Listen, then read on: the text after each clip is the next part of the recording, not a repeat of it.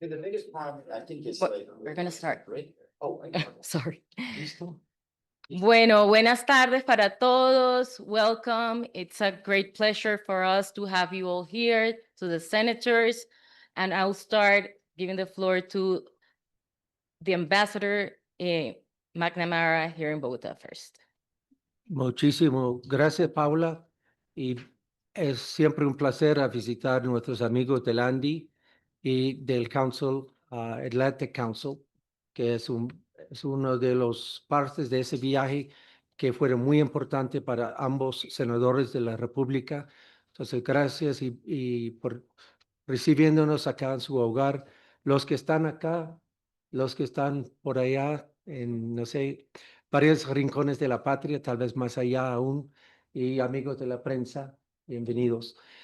Es para nosotros en la embajada un honor de tener con nosotros esta semana no solamente 2 senadores de la República, porque hay apenas 100 en todo nuestro país, pero ambos son senadores de estados muy importantes. En el caso del senador Bernie Moreno, es Ohio, un estado que es una mezcla de varias clases de comercio. Él viene del mundo de comercio, tal vez va a hablar un poco de eso.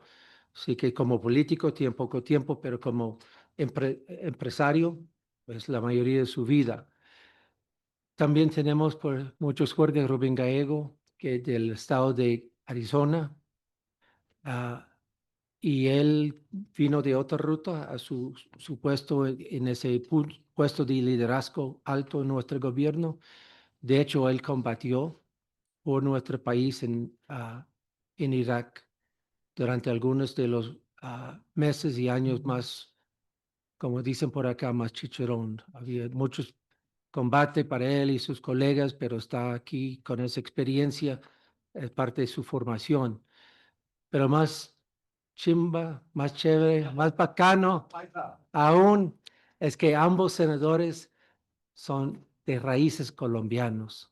En el caso del senador Bernie Moreno, del Partido Republicano, él nació acá en Colombia, todavía tiene familia acá y mañana va a hacer un paso muy importante emocional que tal vez lo va a compartir con nosotros, que tiene que ver con visitando sus padres o los restos de sus padres. En el caso de Ruben Gallego, él es de Arizona, su mamá está acá, si no me equivoco, de Caldas, pero voy a dejar que él explique el resto de eso. Pero qué rico que en un Senado de apenas 100 miembros, 2 son de raíces directas aquí a Colombia. Entonces, no solamente son senadores de la República nuestra, sino tienen sus corazones divididos en el país de sus padres y también, obviamente, el país que representan en ese puesto de liderazgo tan importante. Así que sin más preámbulo, muchas gracias por recibiéndonos en su casa y yo sé que va a ser una interacción, pero bien interesante en los minutos que están por llegar. Muchas gracias. Thank you, Ambassador. So it's a great pleasure for us to have you here at the ANDI and have you earlier this week, yesterday at the panel in our annual meeting. So the idea of this session is that Jeff from the Atlantic Council and myself, we will ask some questions to the senators, and we hope to cover all the topics. It's so I'll start What's the audience? so on the right side, on the left side, you have the media. Here you have a lot of English or Spanish? Should be answering English or Spanish? English, Okay. yeah, Okay. for the live stream. Or Spanish. Or Spanish. All right. I was getting it all in Spanish, so I think it was good. Yeah. Yeah. Okay. Okay. So as we said yesterday, and you might know, ANDI is the Colombian National Business Association, and we represent more than 1,600 companies, around the 55% of the GDP of Colombia and 60% of the exports. So you won't have everyone here, but yesterday they had the opportunity to listen to all of your remarks, and we have a very close relation with the embassy here, but also with all the Colombian desks in the United States.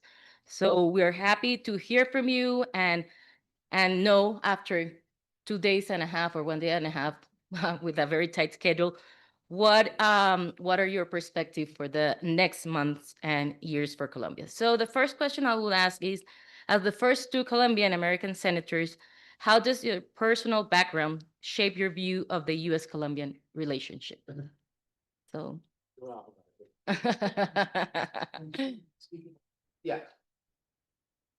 Well, certainly, you know, my heritage really can't be separated from who I am. You know, much like Bernie, you know, I got to where I am because of my Colombian, you know, roots of just knowing how to work hard and always trying to figure out how to, you know, get that extra mile. And you know, before really understanding, you know, the world, it was my Colombian family that taught me really everything, right? About hard work, about studying hard, about being, you know, a family man, about taking care of your country, your community. And it really, you know, I think helped me get into everything that I've done, whether it's service to my country in the Marines, service to my country in, you know, in the Senate and the House of Representatives. And, you know, for me, it really drives me now to make sure that we continue to have really good relations between our two countries. And, you know, I think the important thing that Bernie and I can bring to this is that most Americans' understanding of Latin America is very much focused on Mexico and maybe Cuba, right? If you're from South Florida. And, you know, we are missing the opportunity to really have a north to south orientation or south to north orientation, everything about that could be one of the most powerful economic, social, and political blocks in the history of this country. And the fact is, when you have a growing Latino American population in the United States, but we still don't have that mentality of how to make that work. Your business community in the United States feels more comfortable starting up businesses, you know, in East Asia than they do in many parts of South America that would only take, you know, a couple hours flights. You know, Americans are more likely to fly to Europe than to South America, though it's quicker and has such a rich culture and history. And so it's really our job to be cultural translators, I think, for Colombia and for Latin America in general, because if we do that, we could really bring value added, I think, overall to both countries, Colombia and the United States. Thank you, Senator Moreno. Yeah, I mean, look, this is an incredible country, and America is an incredible country. I was born at the Clínica del Country. That's not very far from here. I lived 5 blocks up the road. My mom and dad are buried at the La Iglesia Ignacio Moderno, where I will go see my mom and dad tomorrow. I'll go see my grandmother and my grandfather there tomorrow. And I'm one of 7 kids. And the idea that a kid born here can move to America, become a U.S. citizen, and become a U.S. senator is proof that what we know here in Colombia, that if you imagine something, if you're willing to work hard enough, if you're willing to persevere, you can do anything you want to do. And I think that spirit is here, and it's obviously also in America. And for me, what that means in public service is that's what we're fighting for. What we're fighting for is to make certain that endless, limitless opportunity is available to everybody. And for me, that's what drew me to public service in the first place. I had a great business career. As my friends often remind me, I had a great life. I was blessed by America to have been able to start a tiny little business and grow it into a less than tiny little business, and do that twice, not just in the retail automotive business, but in technology. And for me now, it's a cause to leave America better for my kids and grandkids in the way I found it. And I think we have here unique partnership that can grow this country in a really positive way by having this incredibly strong relationship that leads the way to a greater Western Hemispheric partnership, where from the tip of Argentina to the top of Canada, you have a Western Hemispheric alliance, unlike anything the world's ever seen, where we're all based on a very similar cultural background, and we have everything that we need here. I think too often America's ignored Latin America. I think Ruben's exactly right. I think I would actually say mostly just honestly just about Cuba. Like if you thought, let's talk about Latin America, it was Havana. It wasn't even Cuba. It's just like one city and one island and one country. And in reality, there's an enormous opportunity in Latin America. So what we're doing today is the beginning of a long journey of deep, deep engagement in Latin America. And we have this aperture, this window that's open. The Secretary of State happens to be married to a Colombian woman and is an expert in Latin America. There's nobody who knows more about Latin America than Secretary Marco Rubio. His number two, who happened to drop everything at the drop of a dime to leave DC to come to Miguel Uribe's funeral, shows the commitment to Latin America, and then went to visit his grandparents that happened to be buried right here in Bogota. You have two senators, and we now outnumber the Cubans. It's now 2-1. It used to be 3-0 in the United States Senate. So this means there's a great opening. And also, you're going to want to talk about tariffs. We have the best tariff deal than any other country on earth. 50% higher tariffs for Japan, South Korea, and the EU than Colombia. That's a great opportunity. 5 times less tariffs than some other countries. So we have an opportunity to be a great partner for America here in Colombia. And as I said yesterday at your meeting, and I'll say it again, if you evaluated countries in Latin America as individual stocks, I would go long on Colombia. I would buy every stock in Colombia that I possibly could, because this country is about to see an inflection point that's going to grow the entire country. The challenge for all of you, and I'm sorry for the long answer, the challenge for all of you is to make certain that as this country is growing, you look to grow its middle class. The worker sees the benefit, the person who is sometimes ignored, that you have a growing, thriving middle class, that you learn from America that that's what makes a long lasting, strong republic, is when you have a working class that can live a good life. And you focus on that, the country can be very successful. Thank you, Senator Moreno. Now going to the Colombian policies, government policies specifically. You have been critical in certain way of some of those. So regarding this, you prioritize this visit to Colombia at this specific time. What outcomes do you hope to achieve after this visit?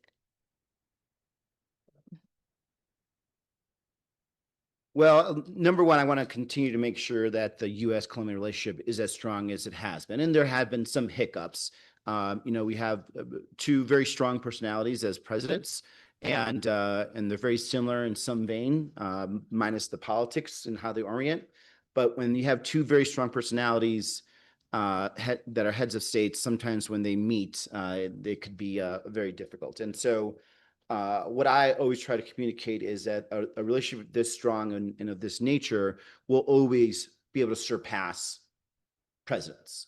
And continuing the personal relationships, the building and the trust relationships that I think is important.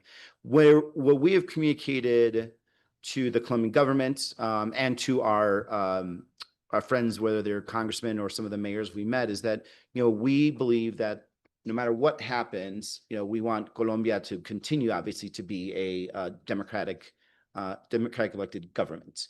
And that's step one. Our friendship is entirely based on understanding that. We want to help to make sure that we could reinforce that. So what does that look like? Does that mean that we provide more security, intelligence, support for this upcoming election, something that we've offered to do? And then in the best interest of the United States, but which ends up being the best interest, I think, of Colombia, our goal as a nation, and it's a Democratic Republican goal, is to really decouple ourselves from the kind of the Asian economies, specifically China. We learned a lot of hard lessons during COVID about how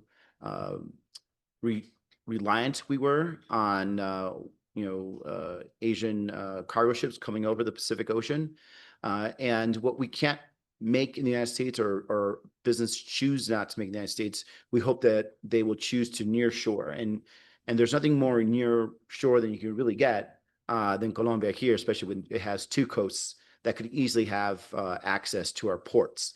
And really being able to encourage economic development for both countries, I think is something that should drive us, because it'll be helpful, obviously, to our economies, but also to our security. The richer we can make Colombians, the less likely they are to involve themselves in the irregular economy and the narco economy and the criminal economy. And that makes this whole region significantly safer the more we can do that. Yeah, look, I think it's what you learn in business is that moral clarity is important. You have to be crystal clear. You have to sequence your priorities. You can't do the seventh thing before the first thing. And for me, the clear message from President Trump, which I fully 100% support, is we're going to put an end to drug trafficking. We're going to put an end to the fact that 100,000 Americans die every year of drug overdoses. We're not just going to sit by and go, oh, that's just how it is, or work on it. We're just going to say no. So the challenge here for Colombia is that Colombia's got to eradicate completely its cocaine-based economy, and at whatever measures it needs to do to make that happen. And I think that's good for Colombia, by the way. I think Colombia would do well to have that stereotype lifted from it. I've said many times, I'll say it again here. One of my great frustrations in life is that since the moment I arrived in the United States until today, when people think about Colombia, they have to make the stupid Pablo Escobar drug dealer joke. And it's one of those things where, why? I come from a world of branding. Do we really want Colombia branded that way? That's what people think about Colombia. It's a lazy branding. Colombia is so much more than that. It's incredibly intelligent people. We were talking earlier about the medical industry that exists here, incredible universities, incredible human capital that's here, incredible natural resources. We have access to the Atlantic and the Pacific. We're close to the United States. We have democratic institutions much longer than the rest of Latin America. And this is what the country should be known for, and not drug trafficking. I think we have to just end that. So that's going to be our point of view going forward. And we're going to be here to support a government that's going to take that very, very seriously. And then once that gets done, then we can have a great relationship, a bilateral relationship with trade that benefits both countries. And I think that's very, very possible. I thought the meetings today went well. I thought the meeting last night with President Uribe went well. I thought the meetings with the mayors went well. I thought the meetings with the ANDI conference participants went well.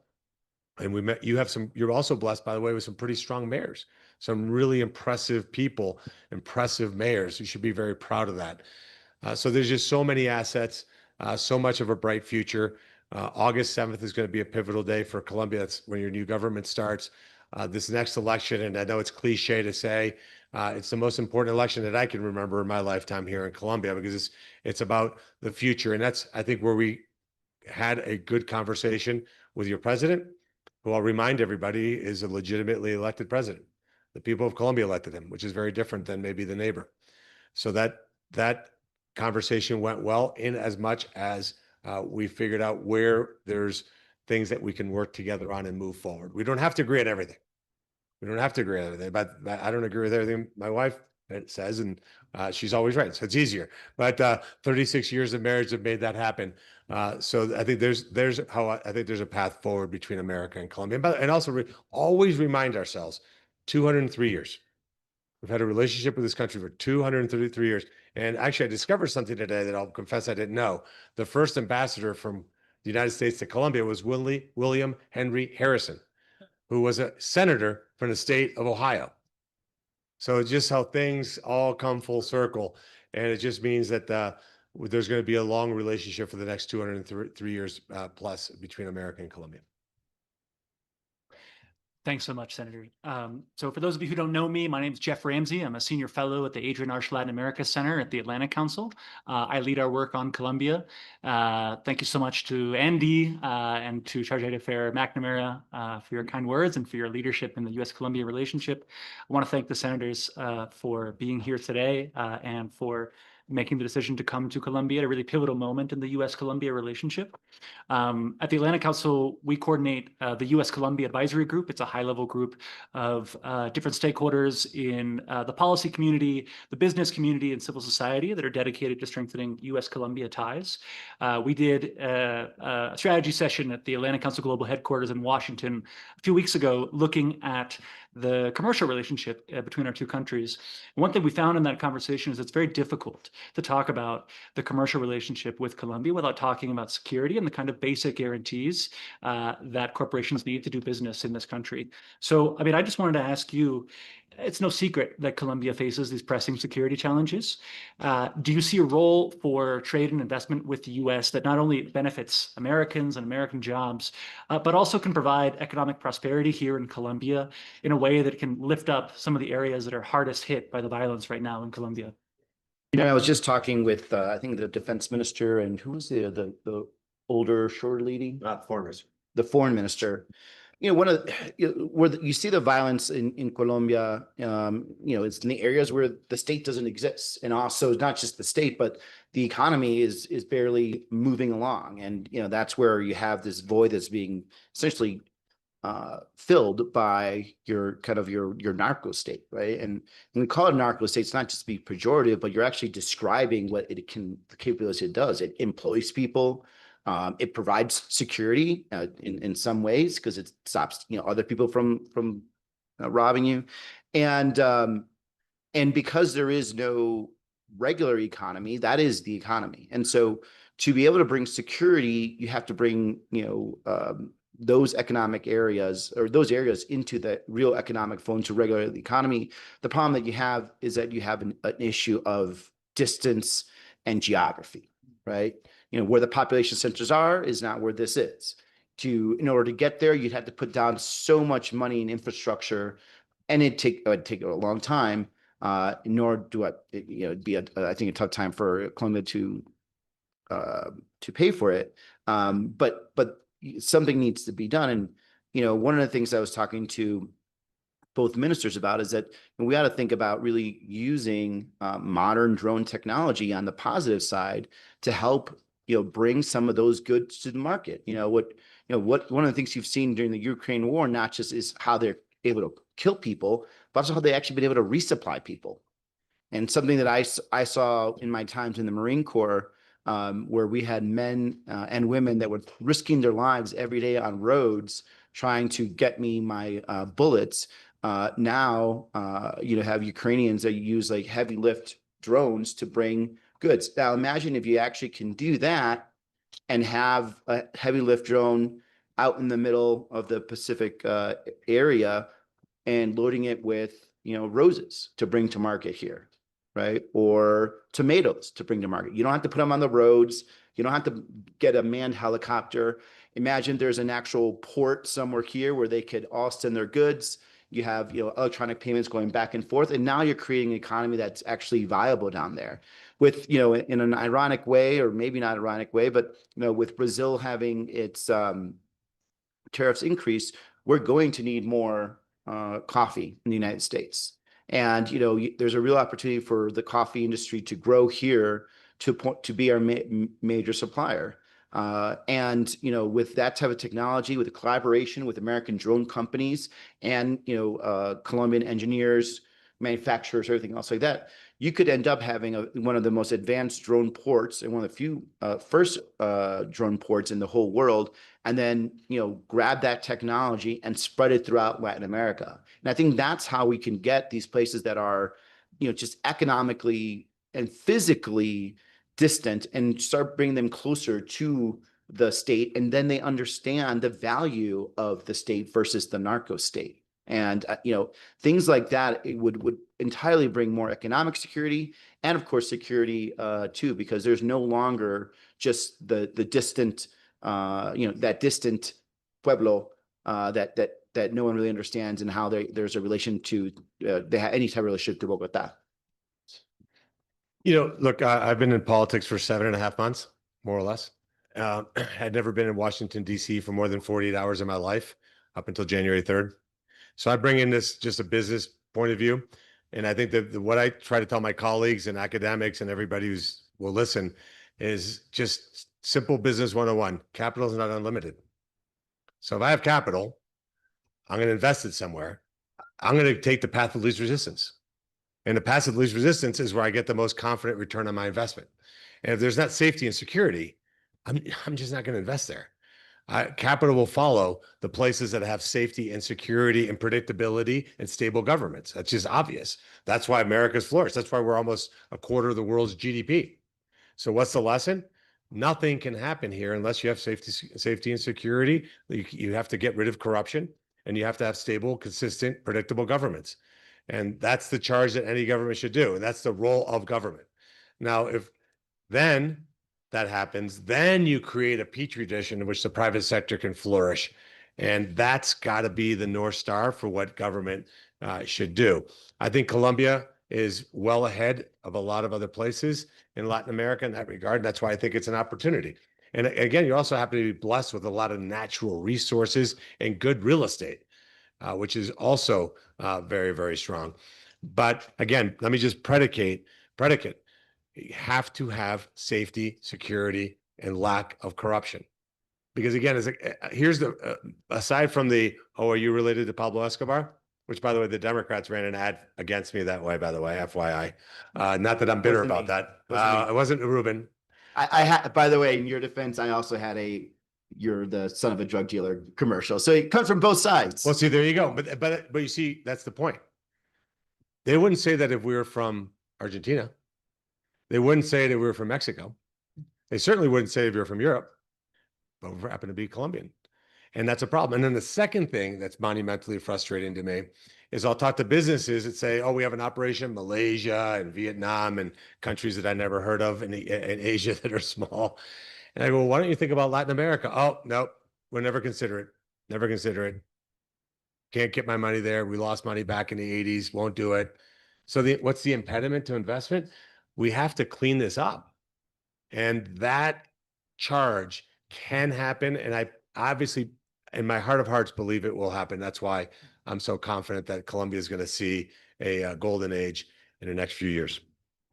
Thank you. And, you know, I really do think that your presence here really underscores the bipartisan importance of this relationship in a way that's really, really meaningful at a pivotal time.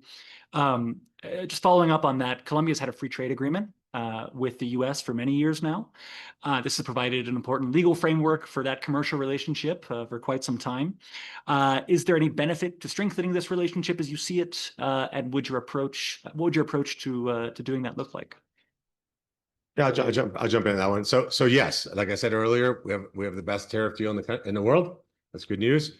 So they have a 10% tariff. That's Ruben asked yesterday, lack of certainty. I can tell you with certainty, it's 10%.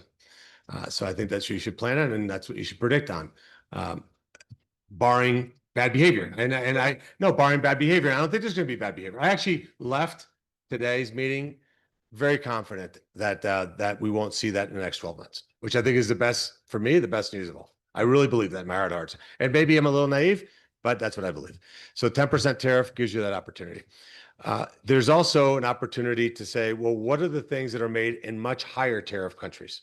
I use the example of coffee, the greatest part of coming to Colombia. I can order café con leche and they bring it to me. When I go to Dunkin' Donuts in Ohio and I say, I want half coffee and half milk, they're like, what? They don't understand why I would even do that.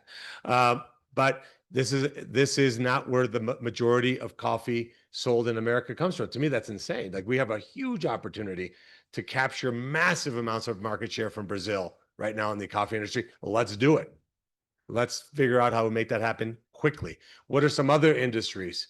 Maybe semiconductors, maybe data centers, maybe LNG, maybe coal, maybe a lot of other segments of the economy where we can capture things that maybe we have here that we can export to the US. And maybe there's some exports that we can bring more here, which will drive more foreign direct investment, which would be great for the United States. So I think absolutely.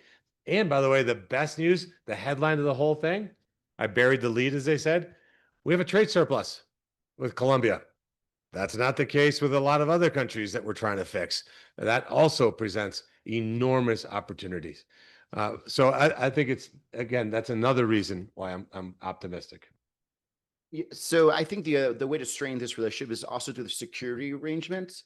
And number one, it's also just to not let that deteriorate. In some regard, obviously, we absolutely understand why Colombia would want to form better relationships with other countries, right? You need export markets, but just in some areas, there needs to be some level of sensitivity because we, as a country, asked for it. One of the things that I think one of the categories that people overlook is that Colombia is a non-NATO partner of ours, and that is a very important position for them to have. It gives them a lot of respect around the world.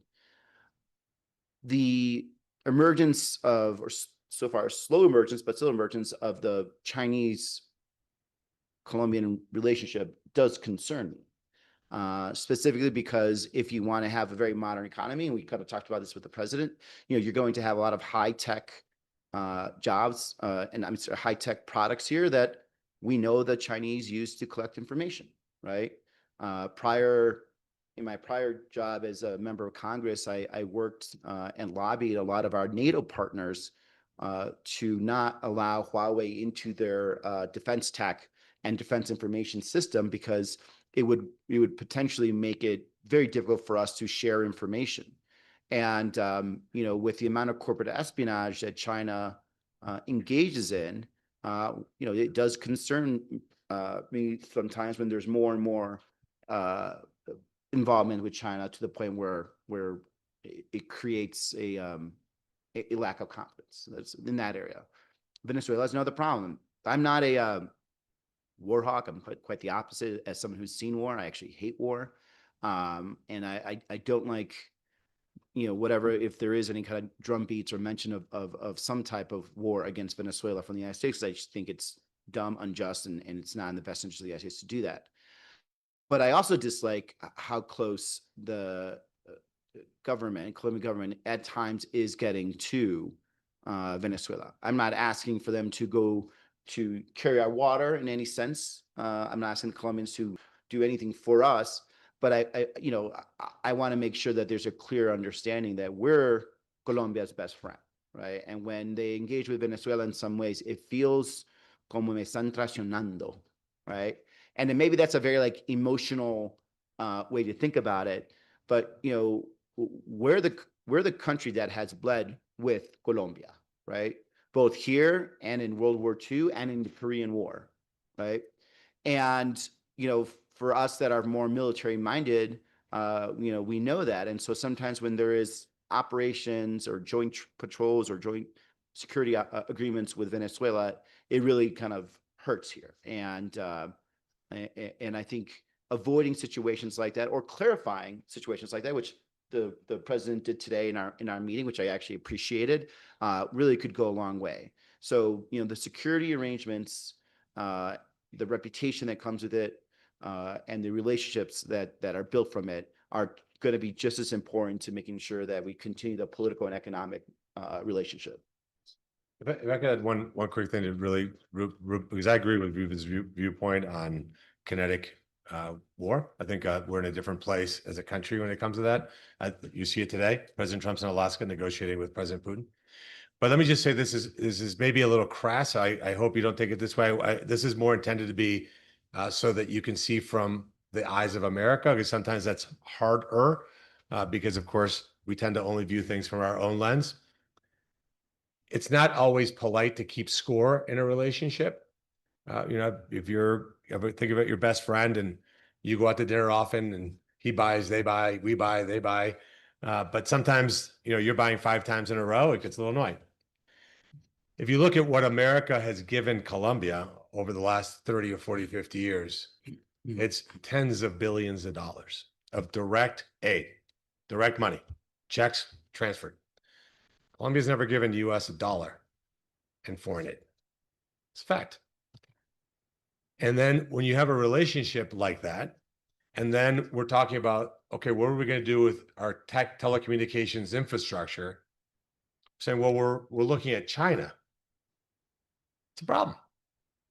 It's a little bit of a slap in the face, quite honestly, when the reality should be, my God, of course, we would never consider having a relationship with somebody who's a strategic threat to your country and strategic competitor. And we're going to, of course, always side with looking at those types of things. We solved something today, hopefully in the auto industry, where we have European safety standards for cars that come here, which would block American cars. I mean, that's a slap in the face. So when you say what strains relationships, those are the things that strain relationships. And I also want to just dig one level deeper, because I had the pleasure of, and I think Ruben will say, it's truly a pleasure when you go out and campaign and you go day to day, 14, 15, 16, 18 hours a day, and you go to every corner of the state talking to real people who work for a living and all kinds of professions. And if I walked into a random coffee shop in Chillicothe, Ohio, and I just talked to the first person I met there, who could have been a truck driver, somebody who works at the Kenworth factory, somebody who works at the VA, you name it, and said, hey, how much foreign aid should we give anybody? The answer would be zero. And I want you to understand that's the feeling of America today. That's different than the feeling it was in the mid-90s when we had a surplus, when our total debt was a low number of only $15 trillion. And now it's 37 trillion. And there's a feeling like our industry got hurt, that these factories that once employed this person at that coffee shop in Chillicothe, that factory now exists in a foreign country, not because they didn't do the right job, but because they were chasing lower cost labor. That's just a reality. Now, that doesn't mean, again, that when we say America first, it means America only or America alone. It means that we have to understand we're just in a different place. And when you're making these decisions, it can't just be, hey, we have a challenge in Colombia, you, America, must fix this, when at the same time, you're saying we're engaging with your strategic adversary. That's a problem. And I think we need government partners and friends that just understand you have a 203-year relationship. You can't have the new person on the block all of a sudden attract your attention, because that creates animosities in personal relationships too. So our next question was related about the Belt and Road Initiative. Oh, there we go. So Get ahead of it. So I just said. But I mean, but do you think specifically that will impact the US-Colombia trade? Yes. I mean, like, Security. yeah. Look, and you know, I don't pretend to be in MAGA world and or even close to it. But just from a general perspective, as an American that's worried about our place in the world and our ability to actually project power, any nation, especially an allied nation of ours, that is deeply involved in the Belt and Road Initiative, I think there would be fallout, and unnecessarily so, because if you actually have seen countries that have actually engaged in it, they regret it. There are many more leaving than actually are trying to join the initiative. And I guess the way that I would look at it, if someone right now, especially in the Western Hemisphere, would join that initiative, you're saying more about our relationship than as between our countries than what you think you're actually going to get from China. And I think that's something that'd be significantly problematic, especially because when things get really hard and we're asked to help out, that's one of those things that you'll probably remember. It's one thing to flirt and go out to dinner. It's the other thing to walk down the aisle and get married. And I think the Belt Road Initiative, you're walking down the aisle and get married, and that's a big red flag. And again, I'm one of the more less hawkish person that's trying to figure out how to avoid any type of conflict and avoid war in general. But there's some things that we just have to be very realistic about that I think would not work out well. Yeah, I mean, I said what I said. The only thing I would add is it's a binary choice. You're either going to be an ally of the United States or you're going to be an ally of China, but you're not going to be both. So just following up on that, I mean, there's critical infrastructure concerns with Chinese influence. You mentioned Huawei. Here in Colombia, there's been a lot of attention paid to the Bogota Metro project. I'm just wondering, Beyond Colombia, how do you see the U.S. role in containing Chinese influence across the region? What are the tools that the U.S. has in the toolkit to ensure that our friends in the region stay our friends and that the U.S. remains a competitive partner for years to come? Well, on that one, it's you need to have moral clarity in these things, right? Look, the relationship's been a 200-plus-year relationship. We have an enormous amount of foreign direct investment. In fact, the charge of the CDAs, we call them today. John McNamara has a great chart. You can go on his social media channel and check it out. It's fantastic. He has a great social media feed. Shameless plug. And it shows the difference in foreign direct investment from America to China. I mean, it's a tiny little dot in China and a giant ball from the United States. So we just got to keep that in mind. And we should always, now I will say this, and this is what's got to change. So yeah, thank you. Off the top of my head, it's 37 times more than China. This is just completely numbers that I just came up with off the top of my head. We're the largest trading partner. Trade is balanced, and 7 out of the 12 anti-dumping investigations are against China, not the U.S. Here in Colombia. So some pretty startling statistics. But I will say this to you: when it comes to what you're looking at doing with China, understand that what we've done wrong and what we will fix, and this is part of the journey that we're on, is much more engagement with Latin America so that we connect American companies to opportunities here in this country. Like, for example, industry near to my heart, the car industry.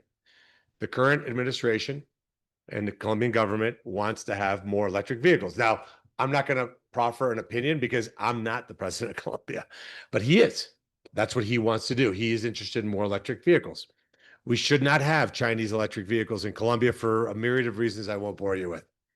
But General Motors and Ford and Nissan and Toyota make electric vehicles in North America and in the US. Let's go there. Let's bring those cars here if that's what you want, and not look to China to do that. And so if we can make that difference, the metro project, the port projects, we have great American companies that can do these things. Maybe we just, again, we've been ignoring it. If you go out and put a bid out and no American company responds, then shame on us, right? So we have to connect. There's a need for A, B, C, D, and F projects, and here's companies that America that can produce them. And now, of course, what we've got to do collectively together, and I say us, I mean you, here in Colombia, is make it easy. Because again, path of least resistance. If a company wants to come in and put in place a LNG port, for example, as an example, just theoretical one, throwing that one out there, right? Which would be very helpful for Colombia. Let's make that easier, because they can invest that capital somewhere else. So those are the kinds of things we can do. And by the way, business people are just humans like everybody else. They talk to each other. So they'll say, hey, what was your experience like in Colombia? It was fantastic.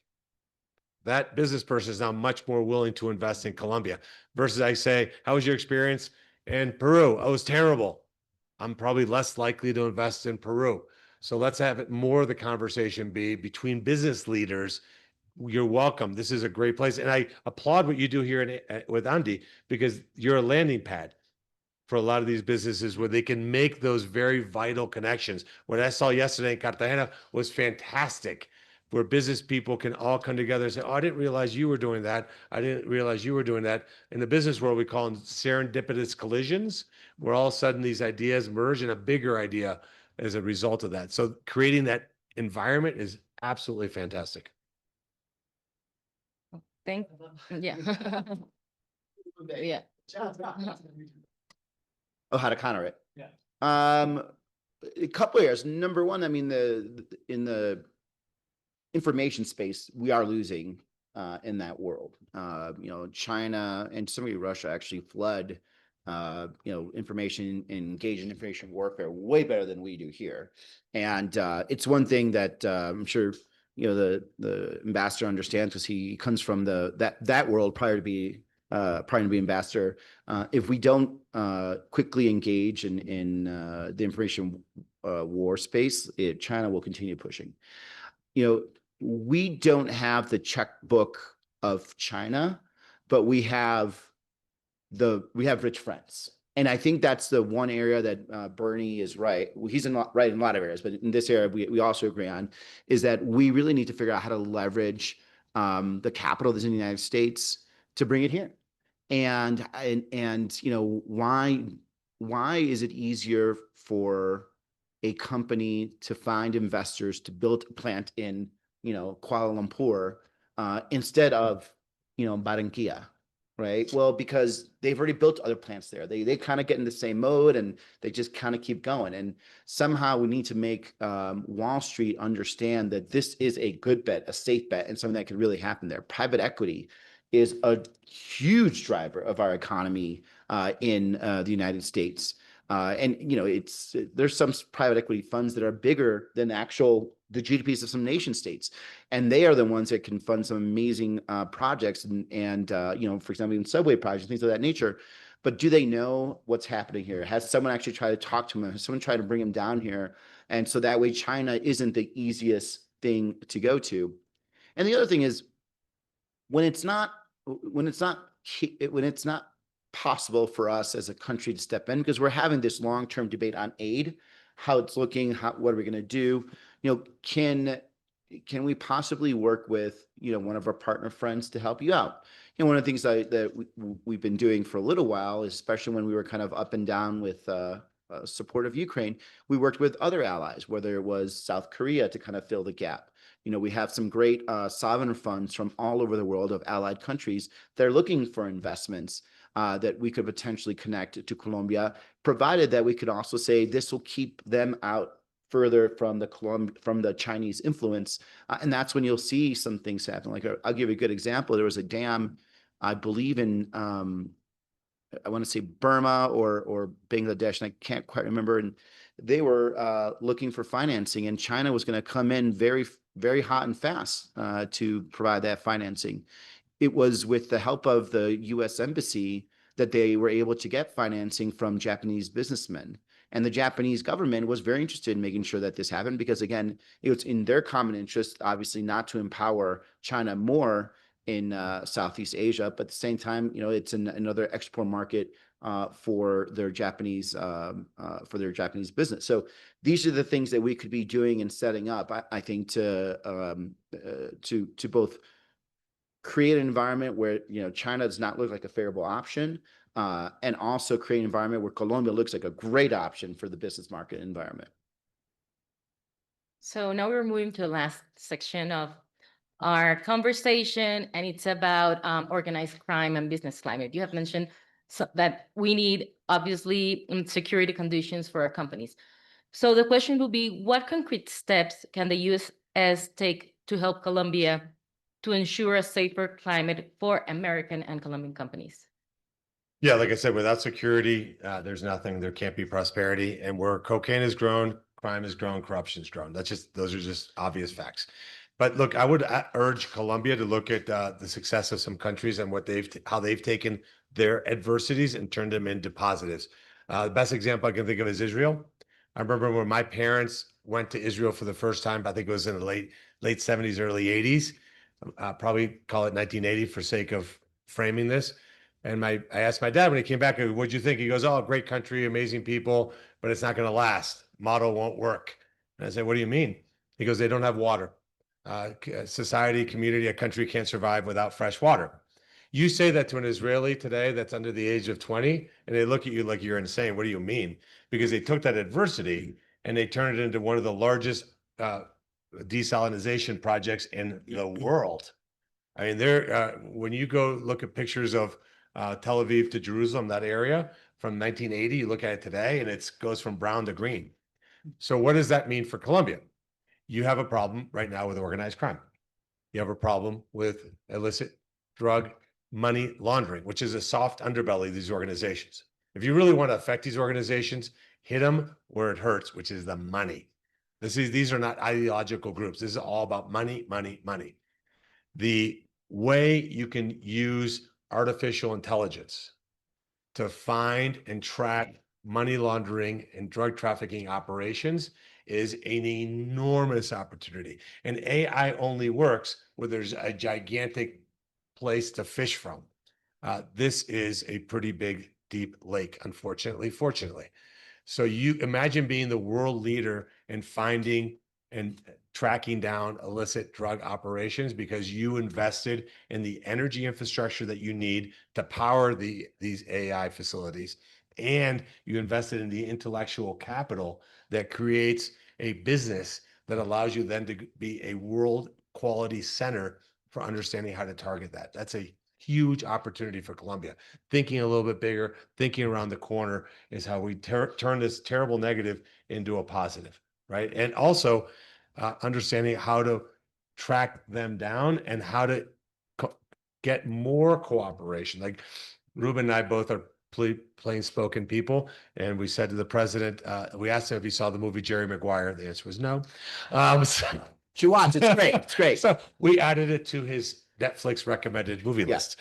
But it was, you know, if you know the famous line, help me help you.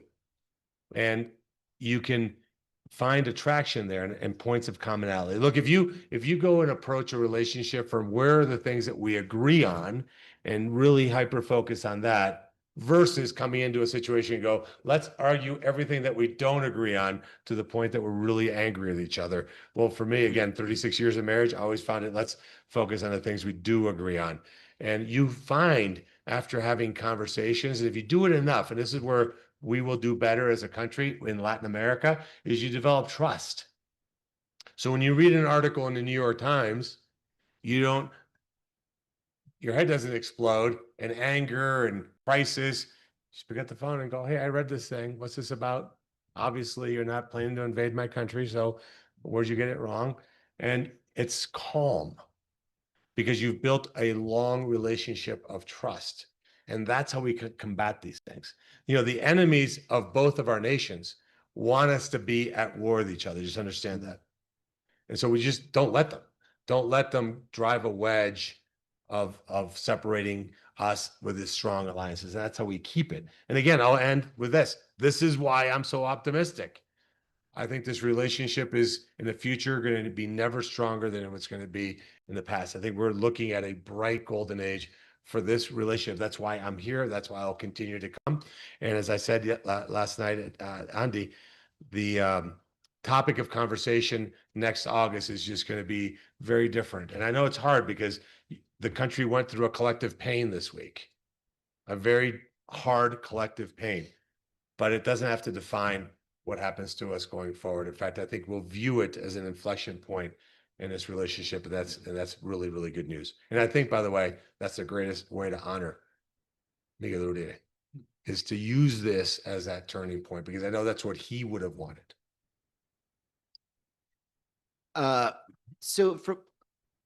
I think it's important that government be responsive to the public. And where you see around the world where you have the highest levels of corruption, it has two things: the irregular economy, an irregular workforce, low to non-existent taxes or tax enforcement, and then plus that is it's essentially a kind of a corrupt government entities. And I think some of it is psychological, right? If you already pay no taxes and you're basically working under the table, then, having to pay a government official to do this, that, or that kind of doesn't really bother you, right?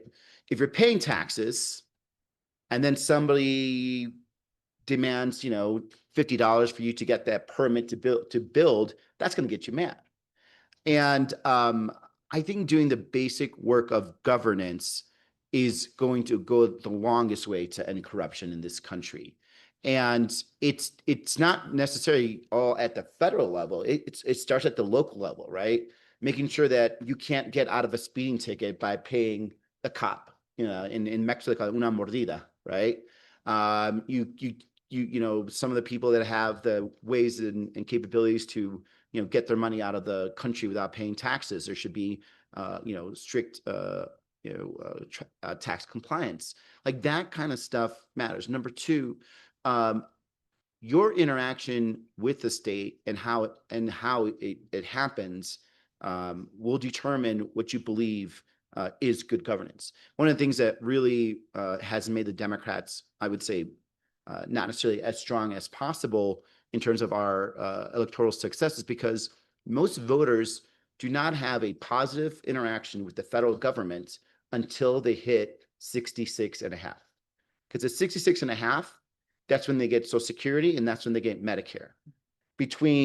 From birth until then, most likely a lot of times their interaction with the federal government will be a heavy-handed approach. It'll be the IRS, it'll be some other type of regulation, something that will not give them a good taste in their mouth. As a matter of fact, there's a reason why Democrats can do very well in local governance, more so than national governments, because we interact with the public earlier. We provide the policing, the garbage pickup, the schools, things of that nature. There's a reason why we are elected to do that. And so, my advice, especially whether it's in the areas where there is no state, or where there are places like, major metropolitan areas, figure out a way for the Colombian citizenry to have positive and early interactions with government to the point that they actually see what good governance is and expect it. So that way, when they see corruption, they naturally reject it. And if you do that enough, then you're going to create an environment that will also, start deteriorating the narco environment and create a business climate where you'll have, big businesses and small businesses trying to move here and expand here. Well, Senator Moreno, Senator Gallego, you've both been incredibly generous with your time. I understand that it's been a pretty grueling agenda these past few days, and really appreciate you coming here and speaking with us today. I just wanted to give you guys the opportunity to offer any kind of concluding remarks, the state of the US-Colombia relationship, and maybe any kind of observations from your meetings in the last few days with stakeholders here in Colombia, and what message you might take back to Washington. Well, it's good to be back in my family's historic homeland. And what I've seen since I've started coming here on this being my 5th trip to Colombia is that, we can talk about a lot of natural resources. We can talk about, government, this, that. The biggest natural resource that Colombia has, it's people, right? You have a great amount of people here that know how to persevere, work hard, are well-educated, multicultural. Those aspects with, proper governance and investment could really create, a dynamic economy that would lead, Latin America. And it's not that far off for that to happen. I mean, if you look, in late 80s, or early 80s, if you look at the Asian economies, you would never have guessed that South Korea would be where it is right now, or Singapore would be where it is right now, Taiwan, where it is right now in terms of their GDP and their economic success. And a lot of it was very, strong investment in their people. In South Korea, teachers are one of the most highly paid and well-respected professions. People will practice and train for years in order to become teachers. They're actually called nation builders in South Korea, because it was such an important thing for the South Korean government to actually create good citizens post Japanese colonialism, that they needed these well-trained, amazing people to invest time and energy into a population that had gotten decimated from World War II and from the Korean War. So they understood what the natural resource of that country was, and it was the people. That's what Colombia could be doing right now. If there was a massive, real understanding of the talent that is here, it would have so many positive ramifications for the country and really for the world. And there's a reason why you see successful Colombianos in the United States. Doesn't mean you can't have successful Colombianos in Colombia, but the environment has to be set right to do that. Actually, I'll just add on to that. I think Ruben's exactly right. When I was growing up, my Colombian mother told me almost every single day, live by a philosophy of no fear. In fact, it's funny when my 6 siblings and I wrote a book for her, we asked our kids also do that, 21 grandchildren, and every single paragraph tribute to her that we said all contained that word, no fear. And as I spent the last 3 days here in Colombia, I want to say that nothing gets accomplished by not having incredible pride in your country. I think you should be bien orgullosos de tu país. That pride is very important. You're not defined by one government or another, by the way. That's not who you are. Your business is who you are. And yet, by the way, things are hard. Yeah, it's absolutely hard. Business is hard. It's very, very difficult. That shouldn't be news to anybody who's in business. If it were easy, everybody would do it. And I think this idea of optimism, of forward thinking, of pride in your country, of really appreciating how good you have it here and using that strength and that patriotism and dynamicism to move this country forward is what's needed. I think there needs to be a great awakening of what this country is possible to accomplish. That's what you look at America. And you look at the incredible sense of patriotism that exists in that country, it's unbreakable. I mean, if that transcends demographics, transcends political parties, it transcends regions of the country, you feel great pride no matter what other people may think of you. And I think you have to spread that out there. I think there's an opportunity, like I said earlier. I'm going to go visit Miguel Sr. right after here. And if you can take inspiration from anything, take inspiration from the fact that a man who had to bury his wife 34 years ago because she got murdered had the courage to stand up in front, not just friends, not just his own country, but stand in front of the world and deliver an address to the entire planet while he had to bury his son. You know, there's a word for when you lose your wife, when you lose your parents. There's no word for what it means to lose your child because it's unnatural. Take inspiration from that and say, we're going to use this moment in time to move this country forward. I think if you can get that collective level of enthusiasm up, it is unlimited. And just know you have a commitment from 2 people who sometimes don't agree it's Friday. It's Friday, right? It's Friday. Okay. All right. That we're here together. We're going to continue to be here. We're going to expand the breadth of our colleagues that come here to deeply engage, because the Atlantic Council, I'm sure, will do a very thorough white paper on this. All these alliances around the world are being reshuffled. What was an alliance 30 years ago is maybe not the same alliance it is today. And it's causing a lot of, let's just say, hand-wringing. That's a great opportunity for Colombia.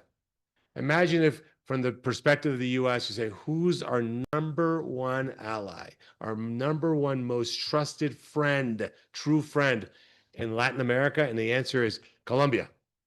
Undoubtedly. That presents an incredible opportunity to this country. And that's what can be. You know, when I started my first business, in which I had every cent I had maxed out. I did everything a financial advisor tells you to do. Maxed out my credit cards, took out a giant loan I could never repay if I didn't succeed, borrowed my sister's college tuition money, took out a loan from my mom who took interest rate advice from the mafia. All right. And yet rather than living in a world of fear, oh my God, what happens if I don't do well today? I lived in a world in which I had a very successful business. And that's what got me up every single day to succeed. And that collective spirit, I think, exists in this country. And I just urge all of you to do it. Thank you for having us. I know I can speak on Ruben's well. This country's greeted us very positively, an even more positive impression of this country, and with great pride that I can say that I was born in this nation. As I tell all of you, I feel a sense of great responsibility because as the first senator for the United States of America born in Latin America, I hope I do a good job, so I'm not the last one. Thank you very much.